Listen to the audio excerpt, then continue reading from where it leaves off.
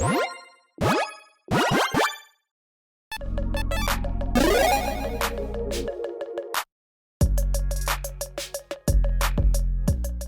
everyone, Mitch coming in for the Command Core Studio. Welcome to the show. So, Modern Horizons 3 cards are absolutely insane.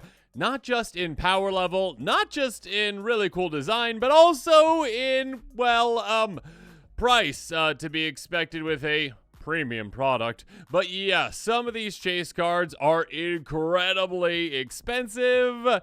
The final verdict is not out just yet when it comes to the actual price, because the set is not out just yet, though it is just around the corner. That being said, what can you expect the top chase cards to be? Let's jump into it. And we're actually going to start off at the top. $83.68. Haven't seen a price like that in a while. Now, again, these prices are actually, I should mention this really quick. You're seeing this version because this is the cheapest version according to Moxfield. The, regular version, I guess you would call it, is slightly more expensive than that, but the ones that you're seeing on Moxfield are the cheapest version. If you actually want that specific card currently to pre-order it, this is probably what you're going to have to pay to get that. That being said, by the time the actual set is out, that price might go up, it might go down. We don't know. Regardless, you can expect Ulamog the Defiler to be right up there with the most expensive cards in the set because, yeah, that is quite the price tag. Quite a powerful card. Really quick, a 7/7 Eldrazi for 10 mana. When you cast a spell, target opponent exiles half their library, rounded up. Ward, sacrifice 2 permanents. Enters battlefield, a number of counters on it equal to the greatest mana value among cards in exile. Has an either X or X the number of counters on it. This is a one-shot KO commander. Not because it's going to take some out with one hit. It might, but more likely, it's just going to be like, oh, I've got like 8 counters on this. Cool. I swing at you. Sacrifice 8 things. Good luck playing Magic now. So yeah, it's an incredibly powerful card. Probably not just for Commander, but I'm sure there's some other formats that could utilize that as well. But yeah, as a Commander, as a card in the 99 of Eldrazi decks, this can be quite spicy. So yeah, $83.68. That's quite high. Expect this one to be toward, or if not at the top when the actual set is released. Next up, you know what Eldrazi players have been waiting for? More Eldrazi things, like Eldrazi lands. Ugin's Labyrinth, a land that says when it enters the battlefield, you may exile a colorless card with mana value 7 or greater from your hand. You can tap it for a colorless, or if it's a card exiled with it, then you can tap it for 2 colorless. You can also tap to return the exile card back to its source hand. Okay, so this is a land that has the potential to have you tap for 2 right away. And the downside is that you temporarily lose a card that you then can get back when you need to. So you also, I guess, could get around, like, wheel effects with that as well, which is interesting. Regardless, $79.50 right now. Yeah, there's already a ton of Eldrazi decks out there in Commander. There's going to be even more now that there's an option to have, 5-color Eldrazi as well. Not that Marathon wasn't an option before, but like an Eldrazi leading the deck itself. And yes, Eldrazi have been incredibly popular, probably no more popular than they've been right now. And yeah, it's also kind of card that can definitely see play in other formats as well too. So, hey, yeah, that's really good. Basically like an Ancient Crypt. No, what's the one? What's the one that you tap for 2? Ancient Tomb. There we go. And it deals 2 damage to you. It's got that potential without the downside, but also you need to have the right card in your hand, obviously. So the right deck, this can be an absurd quick land. Yeah, not surprised to see it up here, but $79 is quite a bit. Next up, and this is just kind of my assumption as, the entire set, was released and said like, oh my gosh, Modern Horizons 3 is coming at some point. Wow, so cool. Oh yeah, images are coming out, and then all of a sudden Emrakul is revealed, and it's like, oh my gosh, it's Emrakul. Emrakul is back. And when that came out, I was like, Emrakul's got to be the most expensive. It usually is like the most expensive. Like whenever a set, it's like, oh yeah, Emrakul. Oh yeah, Emrakul. Oh yeah, Emrakul. $65, still a ton. Not quite to Ulamog or Ugin's Labyrinth levels, but still very expensive. A 12/12 Eldrazi for 12 mana. When you cast spell, gain control of all creatures target player controls. Mean. Flying protection from all spells and permanents that were cast this turn. Protected. When it leaves the battlefield, sacrifice all creatures you control. Mean. Madness, pay 6 colorless. So yeah, this is a commander and a card in the 99 potentially. But yeah, as a commander, this is I steal all your things. all your creatures, all your army, essentially. Not all your things, but still. Yeah, the army, it's mine. Whatever the best army out there is, now it is my army. If you try to deal with this, I'll probably bounce it back to my hand. I sacrifice the army, and then I steal the next person's army for cheaper. So, yeah, this is a very good commander. Obviously, I card in the 99 as well. And I'm sure there's some other formats that could utilize this in some really crazy, weird ways. So we shall see. But yes, Emrakul, the world anew. Nothing anew about you being toward the top in price when you are in a set.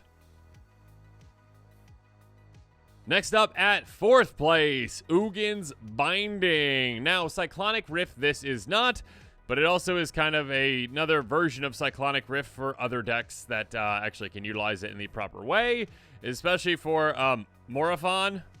Yeah, if you've got a Morophon deck and you just got $44 lying around, it's pretty much a slam dunk in that deck.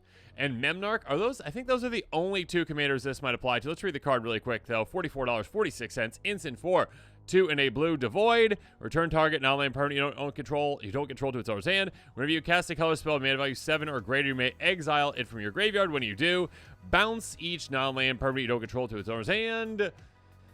Yeah, this is, again, potentially a Cyclonic Rift out of the graveyard for free. Free, technically. You are casting another spell in extra order to get that. Again, it has to be a colorless spell specifically. So, obviously, that applies to any Eldrazi that have that amount, essentially, because the Eldrazi that are either large and colorless or are devoid, so they don't have, they're technically colorless as well. But then also, obviously, Morophon is a colorless commander that is 5 colors, so it can utilize this. And Memnarch is also a, well, again, colorless commander technically, but, I mean, you know what I mean. It has generic mana, but it has blue activated ability, so its color identity is blue. So it can utilize this. So those kinds of decks are going to be like, yeah, slam dunk Cyclonic Rift for free when I play my commander. Thank you.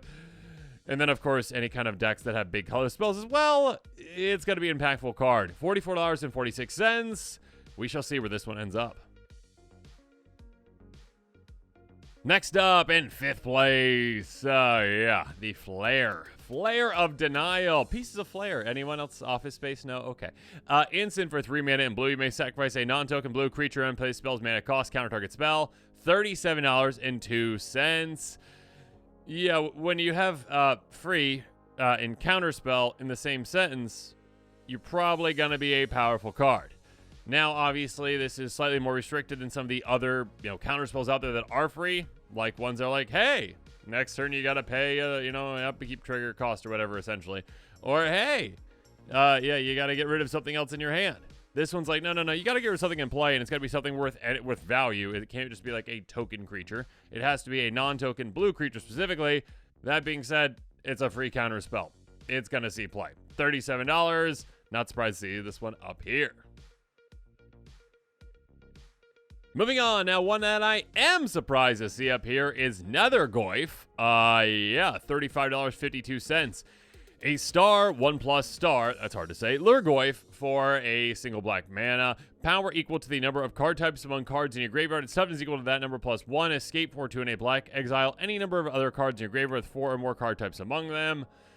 I assume, and let me know in the comments below, this is not because of Commander, although the Lurgoyf tribal deck is decently popular right now, and that could be a reason for it. But, and I don't think this was included in it. Was it? Maybe it was. Yeah, no, the reason for this one being so expensive, I believe, would be probably due to other formats, like maybe Modern? I mean, Tarmogoyf had its time in Modern for a long, long time, and this is just lower to the ground. So there you go. Yeah. It's just your graveyard, not all graveyards, but still. Yeah, I don't know. Let me know in the comments below. If you play other formats, let me know if this is going to be seeing an impact in those formats. This one did surprise me for being up here again. $35.52.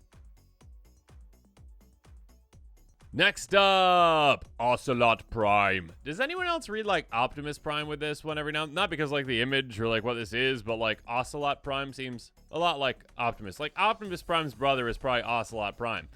Hey, a 1/1 cat with first strike and lifelink with Ascend for a single white mana. Give your end sip. If you gain life this turn, you get a 1/1 cat creature token. If you got the city's blessing for each token you control on the battlefield this turn, create a token's copy of it. Pretty absurd. Yeah, it's very easy to get the city's blessing very quickly, and yeah, doubling up your tokens is a very powerful thing, especially on a 1 mana creature that also can just gain you life if it survives in combat or whatnot. Yeah, that's very powerful. $32. Cat tribal decks are pretty popular as well, so of course that can be a thing, but again, just token generation in general or life gain decks, consider this too. $32.72 for this mythic. Not surprising to see it up on this list. Next up, we've got Tamiyo Inquisitive Student. What's that? What's that? What's that? Yeah, okay, Tamiyo, yeah. Stop inquisiting. No, you can inquisit. That's fine. Is inquisit a word?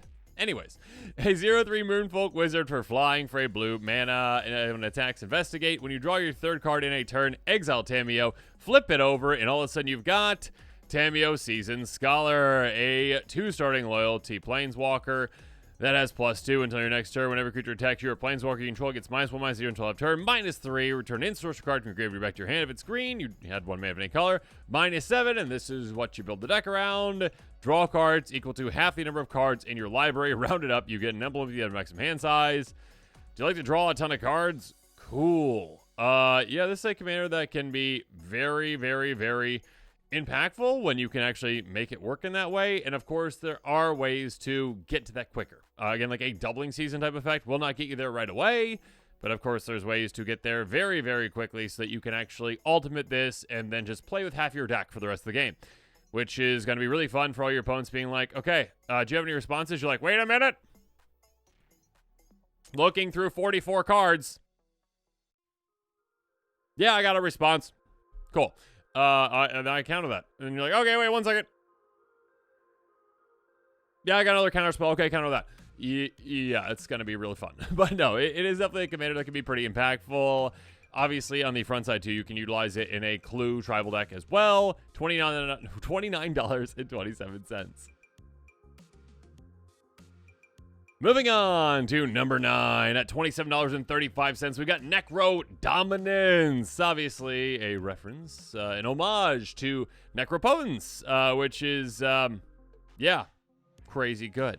A legendary enchantment. Skip your draw step for black. At the beginning of your end step, you may pay an amount of life. If you do, draw that many cards. Your maximum hand size is 5 of a card or token put in your graveyard from anywhere. Exile it instead.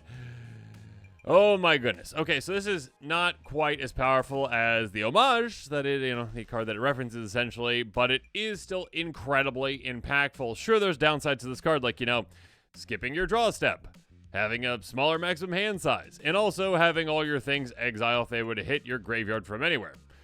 So that's downsides. But the upside is, hey, at your end step, you're like, how many cards do I want? I get that many. Yay! Yeah, that's quite good. So, yeah, it's quite impactful, quite powerful. There's some crazy powerful things you can do with it. There's some broken things that you can do with it as well. $27.35. Not surprised to see this one up here either. Next up at number 10, though, one that I am surprised to see up here, and I didn't realize that this card is up here in expense, and maybe it's just like this version of it too as well, but like I can't imagine that. But Urza's Incubator, it's a reprint. This one is incredibly expensive, apparently $22.88.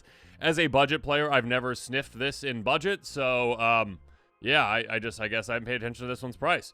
But still, this is a crazy good card. Artifact for 3, enters battlefield as a creature type. Creature spells stone type, cost 2 to cast. Question, do you have a tribal deck? Cool. Does every single creature in your tribal deck cost like 1 or 2? No? Okay, you probably want this card. Okay. That's pretty much why this is expensive, because it's so good. It is amazing amounts of cost reduction for an absurd amount of decks out there. Tribal decks are incredibly popular. So yeah, $22.88. Guess I shouldn't have been surprised, but I was. Okay, now that we've gone through the top 10, let's quickly go through the remainder of the cards I want to highlight. The 11 through 20 cards, the secondary top 10, I guess. But we're going to go through them all much quicker and all together. Ajani Nakatl Pariah. This one is another one of those flip walkers. Gives you a cat. When a cat dies, it flips. It's like, no, one of my cat friends. I'm mad now. I'm an Avenger, but not that kind of an Avenger with Marvel. A different kind of Avenger. +2, you get a counter on each cat you control. You can also make a cat. Cool, and deal damage. But then also you can make players sacrifice artifacts, creatures, enchantments, planeswalkers. The flipwalkers seem to be a hit so far when it comes to, just like their demand, it seems like. So, yeah, Wizards, apparently players liked your planeswalkers. Although, didn't you... you also like said previously, like we're just gonna hold it to like one planeswalker or a set, and it's like, flipwalkers, does that count? Really? I don't know. Well, was there a planeswalker in this set other than the flipwalkers? I don't know if there was. Anyways, moving on, $21.52, good enough for 11th place. 12th place, another reprint Phyrexian Tower, $21. This is the cheapest version of it in the set, apparently. Ledger, land, tap Reckless, tap sacrifice a creature, add black. Very good card. There are certain decks out there, like Aristocrat style decks, that just like to sacrifice creatures for value, and having an extra sacrifice outlet on a land is huge. I mean, like, High Market is a very good card. That one just gains you 1 life, which sure is nice in like life gain decks. And you're like, wow, I really care about that life. Other decks are like, I just want to sacrifice the creature. I don't care what it does. This one's like, no, let's ramp. Let's ramp with that. So yeah, $21.02. Next up, Kozilek. Feeling left out. Kozilek's buddies are so much more expensive. Ulamog's up there at like $83. Emrakul's up there at $65. And Kozilek is at a paltry $20.93, which is still way out of my budget. You're still expensive, Kozilek, okay? The Broken Reality, 9/9 Eldrazi for 9. When you cast a spell, you make 2 players manifest, essentially. And then for each card manifest, you draw a card. So you can basically manifest 2 cards yourself, most likely. Have someone else manifest 2 cards, too. And then get rid of their hand if they have 2 cards left total. They're like, oh, okay, I guess I have 2/2s instead of the cards that I really wanted to play. Thank you. And then you draw 4 cards. Other colorless creatures you control also get +3/+2. So a massive pump effect. That being said, when it comes to power level, especially in Commander, this one's on the lower end compared to the other 2 Eldrazi, most definitely. Yeah, it's still decently powerful, obviously. Like a massive Anthem effect for your creatures. But it's not going to end the game just by swinging at one player and taking that player out by taking other things, or stealing an army, or then stealing another army. So it's still good. It's just not quite to their level. Moving on. Echoes of Eternity. All the Eldrazi cards are just like, high in demand, high in demand, high in demand. Players are like, Eldrazi! Just foaming at the mouth for Eldrazi. There you go. Echoes of Eternity. Kindred Enchantment Eldrazi for 6 mana and colorless. If a triggered ability of a colorless spell you control, or another colorless permanent you control triggers, the ability triggers at all time. If you cast a colorless spell, copy. You may choose new targets for the copy. $20.39. If you have a colorless deck, just throw this in there, basically. Yeah. I mean, here's the thing. Wizards, I would appreciate if you stopped doing the whole like, hey, if something triggers, it triggers twice. Like, we got it. You're overdoing it now a little bit. You know, you did that with like the Wandering Throne or whatever that one's called. Roaming Throne? Wandering Throne? Whatever it is. The enchantment, that's in Naya now. And then that one, mono white commander that's low to the ground just for like things that cost 2 or less. And now you got it with this. It's like just, you got a lot of things going on. Slow it down a little bit. Just slow it down. But yeah, it's an incredibly powerful thing to be like, hey, this good thing happens whenever it triggers. Oh, your commander does that? Cool. Yeah, doubles the trigger. Cool. All right. And also copy all your spells too. So yeah, color stacks. This is a slam dunk for basically every single one of them. Wooded Foothills, a reprint at $20.12, a fetch land. Obviously, these are very, very good for a multitude of reasons. Tap, pay 1 life, sacrifice to go get a mountain or forest, put on the battlefield, then shuffle, not tapped. And also, of course, it doesn't specify like basics. So yeah, fetch lands are very, very good. When I was a kid, I was like, why would I want to play that? I lose a life? I don't get it. No. Basics. Which you still should play a ton of basics, but there's a reason why fetch lands see a lot of play, okay? But as a budget player, basics are the best. I love them. Flooded Strand, again, yet another one. So yes, those are obviously going to be toward the top, $19. Sorin of House Markov. Oh, poor Sorin. Not quite in the top 3 when it comes to the Flipwalkers, but still at number 4. I like this one. I like the design of this one. 1 for lifelink extort at the beginning of your post-combat main phase. If you gain 3 life, you can flip it. So basically just extort 1 thing. Okay, I do think that part's a bit too easy. They should have made it a little harder instead of being like, well, you're playing Commander. Just cast a spell, pay a white or a black mana, and then you flip it. Wow, that was super tough. Wow, we made it really tough for that player. Flips over into Sorin, Ravenous Neonate. You can make food. Cool.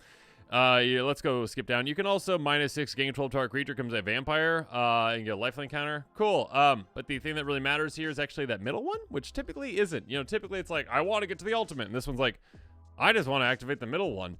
-1 deals damage to the amount of life you gain this turn any target. That is a one-shot KO. That is just a one-shot KO. If you're set up properly, one-shot KO. You swap life totals with someone, that does count as life gain when you're going up. Cool. One-shot KO. You just Beacon of Immortality, like double up your life total, one-shot KO. There's a lot of ways to gain a ton of life very effectively, very efficiently in Commander. Congregate, is that another one too? Like, we're just like, hey, you gain 2 life for each creature on the battlefield at instant speed. You could very easily gain, again, in a game of Commander, if there's 20 creatures in play, which is not abnormal, gain 40 life. Oh, okay, take you out. Goodbye. So yeah, this is a Commander that can definitely be built in some disgusting ways. And of course, again, other flip walk commanders, like flip walkers, they're going to be, I mean, they can be utilized in a lot of different kind of strategies outside of just like being planeswalker decks, but obviously, Super Friends decks can utilize them too. Although they might not want to utilize Grist because this one's pretty specific. A 1/2 death touching insect for a single green mana. Whenever it another creature in the battlefield under your control, if it enters from the graveyard or cast from your graveyard, you can pay a green. If you do flip it, this one's at $19 right now, good enough for 18th place. Flips over to Grist the Plague Swarm. It can make insects, it can store African enchantments, but the most important thing here is that -6 for each creature in your graveyard. You get a token copy of it, except it's a 1/1. So basically, reanimate your entire graveyard. Kind of. I mean, except that they stay there too. So like, if you can activate that multiple times, it's pretty disgusting. You only need to activate it once though, and you probably just win. If you've got like a Gary, like Greymoor Massfit in your graveyard, cool. And yes, as a reminder that when you do make creature token copies of creatures, they do have their mana values and converted mana costs, that kind of stuff too. So hey, yeah, Devotion to Black is going to be absurd, and then drain everyone and you win. Or like, you know, a 2-creature combo would also work as well. And this one is pretty easy to, if you have the right cards for the deck, obviously, flip this over an ultimate right away. If you have a doubling season or any other way to get double the counters on this, you just flip it and you probably win if you filled your graveyard properly. $19 though. Let's go to a new card with Birthing Ritual enchantment for 2 mana and green. It's a new card, but it's off of an old concept, I should say. Being rents up, sacrifice a creature, look at the top 7 cards of your library. You may look at the top 7 cards of your library, then sacrifice a creature. If you do, you may put a creature card mana value X less from one of those cards on the battlefield, where X is 1+ sacrifice creature's mana value. And then you put the rest of them on your library. Basically, this is fixed birthing pod in a way. It is interesting. I'm interested to see where this one's going to see play, and I'm interested to see why this one's so expensive right now at $19. Because it seems like, I mean, in Commander, it's going to be like a cool card, but it's one that can definitely whiff more than I think people think, unless you've got a very tight mana curve, I'd say, when it comes to creatures. Like, if you just got creatures all the way from 1 up to 9, you can't really, and when I stop at 9, I don't know, but you can't really assume that you're going to be able to hit the next one every time. And if not, it's just like, okay, like I whiffed. Okay, I whiffed. I mean, you're not going down a creature because you don't have to sacrifice it because you get to look first, but still, like, you don't want to not have benefits from this. So it's interesting for sure, but maybe other formats are going to utilize this better. Speaking of that, Shifting Woodland, oh my goodness. Enters the battlefield, tap unless you control a forest, tap for a green, Delirium, 2 green. Shifting Woodland becomes a copy target permanent card in your graveyard until end of turn. Active only if there are 4 more card types, 1 cards in your graveyard. This is one that I do think that, like, there's got to be some crazy broken things that you can do in other formats. Like, I mean, Dark Depths combination with this just equals a Dark Depths if it's in your graveyard. It does have that requirement again for Delirium, and that is significant, which is why it's not just as overpowered in Commander, because there's only so many kinds of decks out there that actually want to, like, try to get things in their graveyard to mill themselves. Those decks will love this. This can just all of a sudden become, I was going to say Blightsteel. It can't become Blightsteel, though, because Blightsteel will leave your graveyard, but, like, another giant creature. This, ironically, could become Phage the Untouchable, which would be hilarious. But, yes, I think other formats is probably driving this price, but regardless, 20th place right now, $18.95. But now this episode is coming to a close. Yeah, it's pretty interesting to look at what cards, you know, end up toward the top, end up toward, I was going to say the bottom, but that's still not the bottom. I mean, the 20th most expensive card in the set right now is pre-selling for $18.95. That's pretty crazy. Again, and obviously with it being a premium product, the price is going to be a bit higher. And with the power levels of these cards, the price is going to be a bit higher. But yeah, I was pretty shocked to see that the top couple, I mean, the bottom couple around 20 still is really high. And then the top couple in the 80s, 70s, whatever it is, very, very, very crazy. I mean, I think it looks like the total estimated cost of the 303 cards, according to Moxfield, that are showing up right now, the cheapest versions of each of them, $1,502.77. Woo! That's quite a bit. So yeah, this set I think is going to make a pretty big impact. Let me know in the comments what your thoughts are on all of this, though. And of course, as always, thanks again, and have a good one. This show and episodes like this one are possible thanks to viewers like you. If you're looking for an easy way to help support this show, make sure that you like, share, and subscribe. Also, hit that bell notification icon so you don't miss any new episodes. You can also go check out our playmats and other merchandise at thecommandersquarters.com. We also have a ton of brand new t-shirt designs in stock, so make sure you check out those as well. Another easy way to support this show is with our TCG player affiliate links. So whether you're buying a deck or individual cards, you can use this general link right here or one in the description. And the final way that you can support this show is by supporting us directly by becoming a patron. There are many benefits to being a patron, and I truly couldn't do this without all of their support.